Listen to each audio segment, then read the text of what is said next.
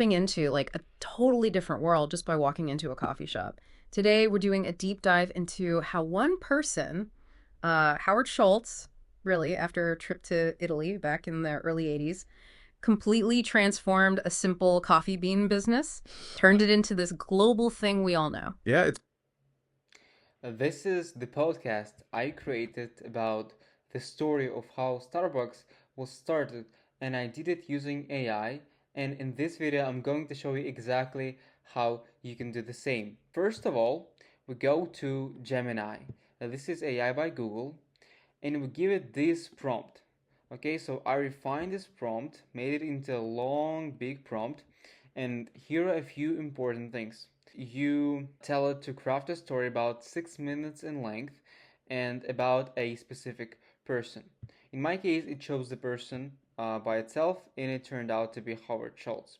And you, most importantly, use simple, everyday English language that everybody understands, and this is how it looks like. We have text and we have lots of images from Google about this story. Now you can export it to Google Docs. I did it before, and this is what it looks like. Paragraphs and a bunch. Now I some of the pictures by myself just to support this story. Okay, now that you have this Google Doc, you go to Notebook LM. This is another AI by Google, and you go to sources and you add your Google Doc here.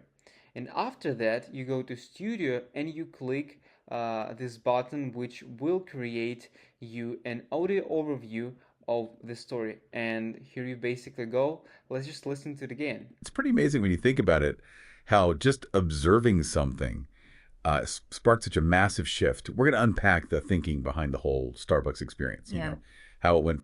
And this podcast goes on to tell the story of how Howard Schultz started Starbucks, how he made it an amazing business, and what are the key lessons that we can learn as a businessman from this story.